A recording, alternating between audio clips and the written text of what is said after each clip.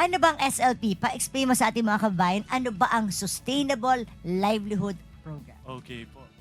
So, ang Sustainable Livelihood Program or mas kilala sa pangalang SLP ay isang capacity building program po ito ng Department of Social Welfare and Development. So, ibig sabihin po, ito yung very unique identity po ng SLP na kung saan hindi ito yung simpleng mas kilala kasi ang DSWD sa nagbibigay ng ayuda. Okay. Pero pagdating po sa programang ito, hindi ito isang simpleng dole-out program na kung saan po nagbibigay lang kami ng financial capital kung hindi mas pinalalakas po namin yung kakayahan at karanasan, kasanayan ng aming mga benepisyaryo. Ganun So po. when you say capacity building, you give training. Opo, What opo. kind of trainings do you give? Okay. Training with puhunan or Opo. training with kit, hindi puhunan dahil you don't give cash. Nagbibigay po kami ng Okay. pampuhunan. Pero yun nga po, ito po yung very unique identity na bukod sa pampuhunan na pangsimula sa negosyo o kaya naman po sa pagtatrabaho, ay meron po itong kaakibat na iba't ibang mga trainings or capacity building activities po. So capacity building plus puhunan or plus toolkits.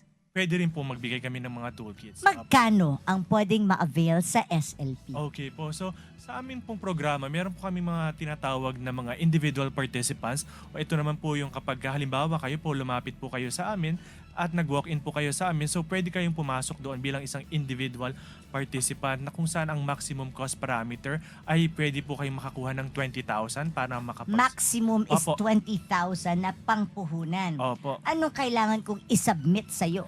Okay, syempre po, wala naman pong kayong kinakailangan isubmit sa simula. Business plan? Wala naman po muna. Walang ganon-ganon. Sa simula po, hindi po muna kinakailangan. Kasi paunti-unti po meron Kaya po. anong proof na magtatayo ako ng sarili kong negosyo? Okay, syempre po ang una po nating titignan diyan ay yung eligibility assessment. Sino-sino ang eligible? Okay po, syempre ang lahat po ng aming mga aming sineserve sa aming programa, yung tinatawag naming mga poor, marginalized, vulnerable, disadvantaged individuals or families po. At May kapag income capacity? yun po, tinitignan din po namin Ano yun. nga, magkano?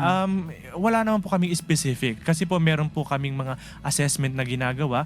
Depende po kapag sa vulnerability po at saka sa income po. Kapag masyadong mataas po yung income at saka yung less vulnerable siya, most probably po hindi ka magiging kwalipikado po sa programa namin. Pero karamihan naman po ng aming mga kliyente, syempre ay talagang pumapasok po kasi humihingi sila I ng understand. tulong. Oo, kasi para kung kunwari talagang kulang. Okay.